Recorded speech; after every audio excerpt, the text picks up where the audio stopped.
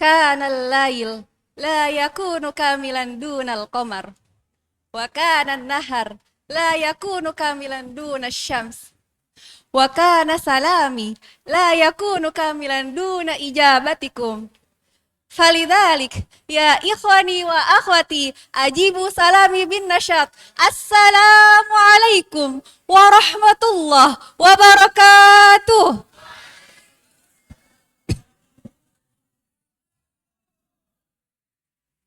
Alhamdulillahi rabbil alamin. Alhamdulillahilladzi arsala rasulahu bil huda wa dinil haqqi lidhhirah 'alad dini kullih wa kafa billahi syahida. Asyhadu an la ilaha illallah wa anna sayyidana Muhammadan abduhu wa rasuluh.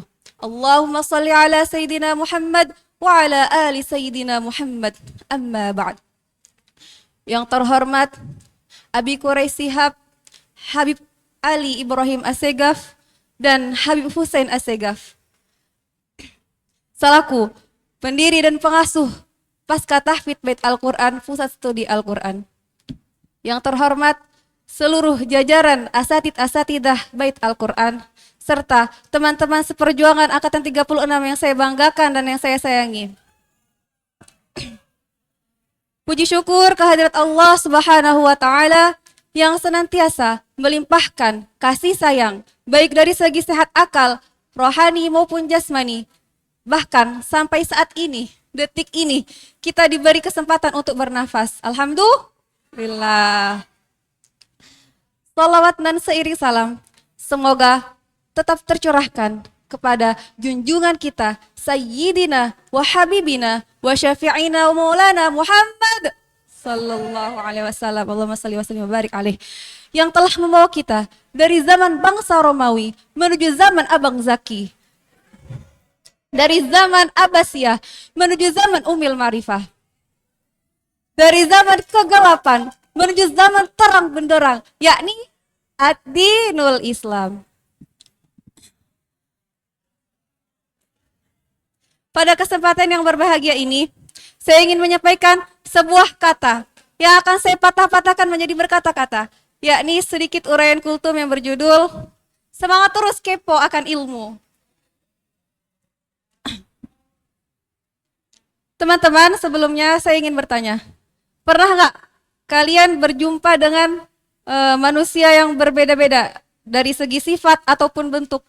Misal sifatnya ada yang lembut, kasar, pemalas, rajin dan sebagainya, atau bentuk ada yang tinggi, ada yang kurus, pendek atau gendut gitu ya. Pernah? Pasti pernah, kita semua pernah menjumpai manusia-manusia di dunia ini yang bentuknya itu berbeda-beda. Nah, artinya dunia ini lengkap dan penuh varian, betul tidak? Betul.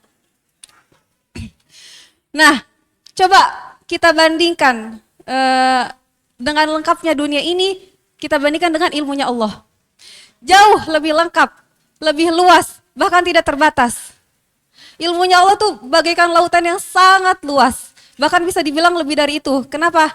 Karena di Al-Quran sudah dijelaskan. Ada yang tahu suratnya? Gak ada yang tahu. Setiap hari Jumat kita baca loh. Oh, oke, langsung aja.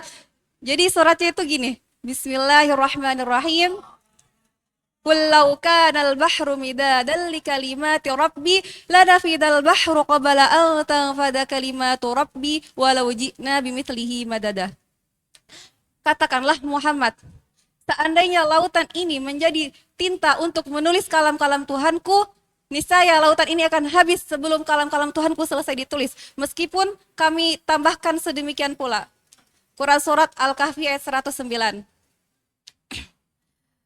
Kakak-kakakku yang cantik dan soleha dan yang ganteng dan soleh, ilmu Allah itu luas. Islam adalah agama yang sangat menjunjung tinggi ilmu pengetahuan. Bahkan wahyu yang pertama kali diturunkan kepada Rasulullah SAW ialah perintah membaca. Iqra bismi rabbikal ladzi khalaq. Bacalah dengan nama Tuhanmu yang telah menciptakan. Juga Rasulullah SAW pun juga pernah bersabda, Talabul ilmi faridatun ala kulli muslim. Menuntut ilmu itu wajib bagi setiap muslim. Hadis ini menegaskan bahwa kewajiban menuntut ilmu itu tidak terbatas pada usia maupun status tertentu. Kalau kata para dewan pakar, ilmu itu selesainya bukan ketika doktor atau S3, tapi ilmu itu minal mahdi ilal lahdi, bukan minat tanawiyah ila dokter.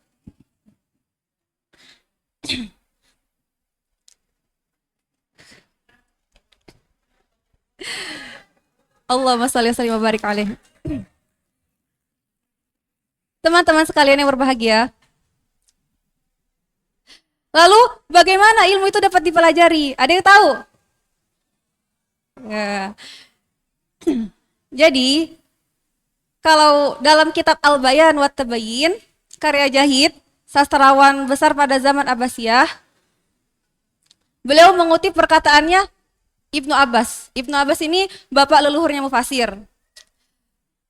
Beliau mengatakan, dengan apa ilmu itu kamu dapat dan bahkan kamu bisa menjadi orang yang alim? Dengan apa? Ada yang tahu?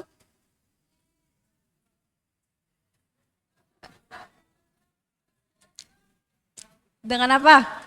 Ilmu itu kamu tuh dapat, terus kamu bisa menjadi orang yang alim. Ada dua hal.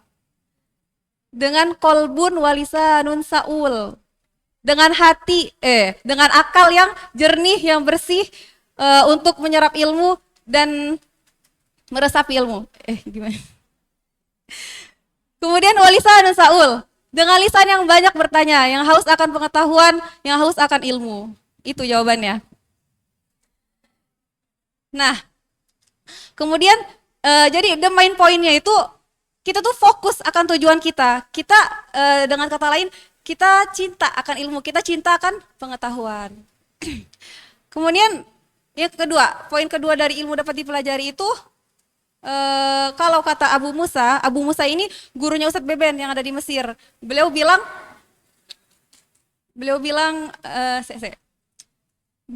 kalau kamu belajar ilmu, kalau kamu menghafal selama 2 jam, maka kamu harus mentadaburinya, merefleksikannya, merenunginya itu selama 10 jam. Jadi belajar itu nggak kalah penting dibandingkan dengan hanya sekedar membaca.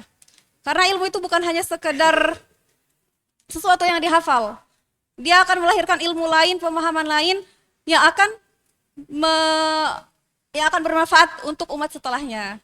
Gitu. Jadi, untuk santriwan dan santriwati atau pemirsa yang ada di rumah, kita itu jangan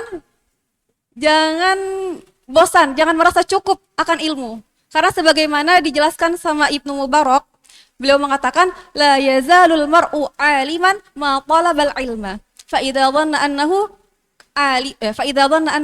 qad alima faqad jahila.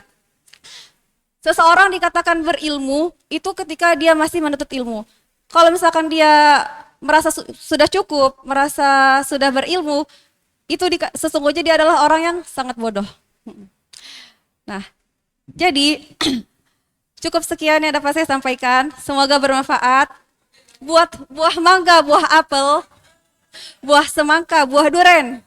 Itulah nama-nama buah-buahan.